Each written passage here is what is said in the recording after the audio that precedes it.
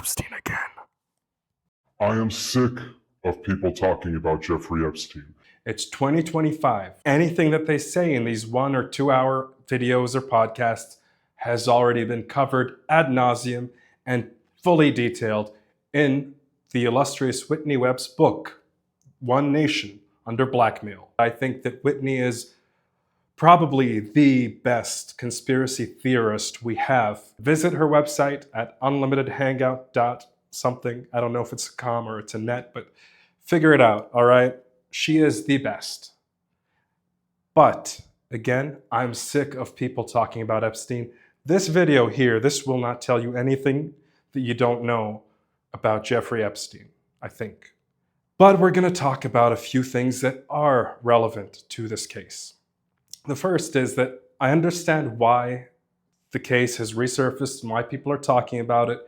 Not everyone was aware that Epstein, the Eggman, the egg-shaped man, represents the final boss of conspiracy theories. In his existence, in the revelation of Epstein, many of us skeptics, we were vindicated. I mean, this guy walks around with a Harvard shirt or a sweater, and he's a billionaire jet-setting. It turned out to be that this spook, this billionaire hedge fund guy, was just an actor.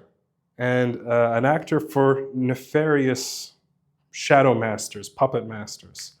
So yeah, when he was exposed, I was happy. But I was like, hey, we finally got it. Harvard sucks. It's true, what we've always suspected.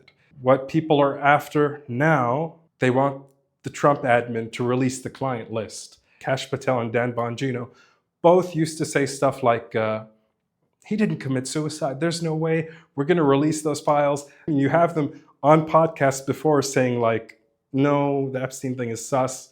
We're going to dig into it. They become FBI guys. What do they say? We had a look at the files. He killed himself. All right. Okay. Look, I understand where they're coming from. Because I'm only comfortable recording this video because it might get 50 views. Nobody dangerous is gonna see this and go, hey, let's kill that Arab grifter. I'm fine, I'm probably safe. I get where they're coming from. You know, once you're in the driver's seat, you realize that the car is not safe. So they change their tune. But everybody wants the Trump admin to release the client list. There is no client list.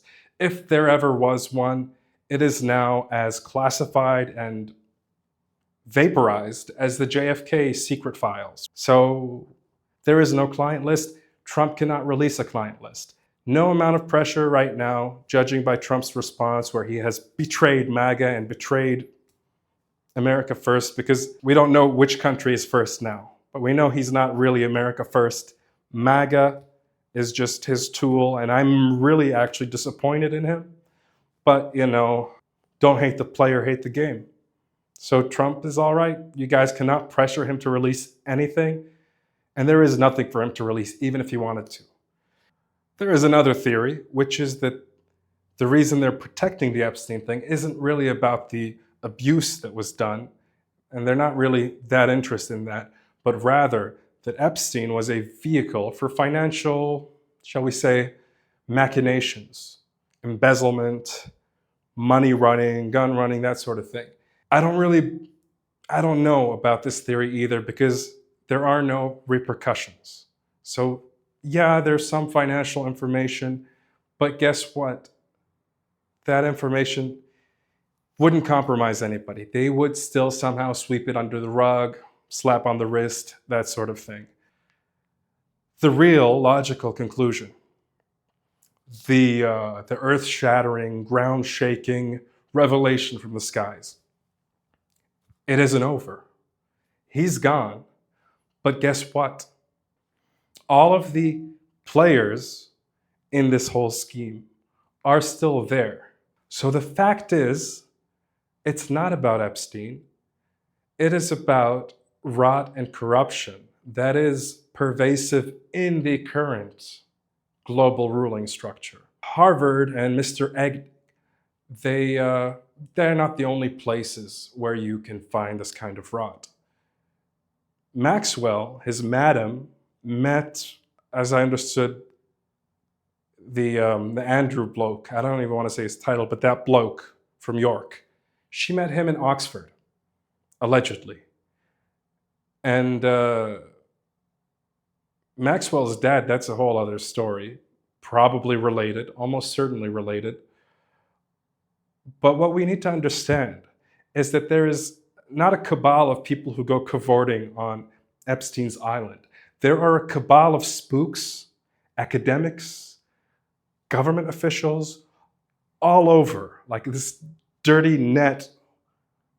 And it's not, again, tied to his island. It's tied to what they do outside of there, what they're still doing now. Whenever they have the opportunity to grasp the levers of power and stroke them and pull them and yank them, they do. And they're still out there. If you know anybody in politics, you should assume that they are compromised. It's all this dirty web. And Epstein was just the part that flew off the top and revealed that, oh shit, there's a fucked up thing going on all over the place. But it's not over. And if they release the files, if they release the information about Epstein, it would compromise 5, 6, or 7 other key players who have their own net somewhere, for all we know. All right? When you go to class, if you're in a university and you talk to your professors, some of them are selling information. All right? When you go to anyone, anywhere, and this is like a conspiracy sounding thing, but you got to understand, all of these people, they hunger for power and they will sell their souls for the faintest taste of it. So that is the real takeaway from the Epstein thing. They're not going to reveal any information about the client list, but you got to understand, you got to get it through your head. What he was doing is still going on. Not necessarily the whole trafficking thing. That's a pretty bad way to go about things anyway. You could just go to Google, and Google knows more than enough to blackmail me off the face of the earth. They don't have to take me to Epstein Island and dangle any illegal stuff in front of me. It's already all there.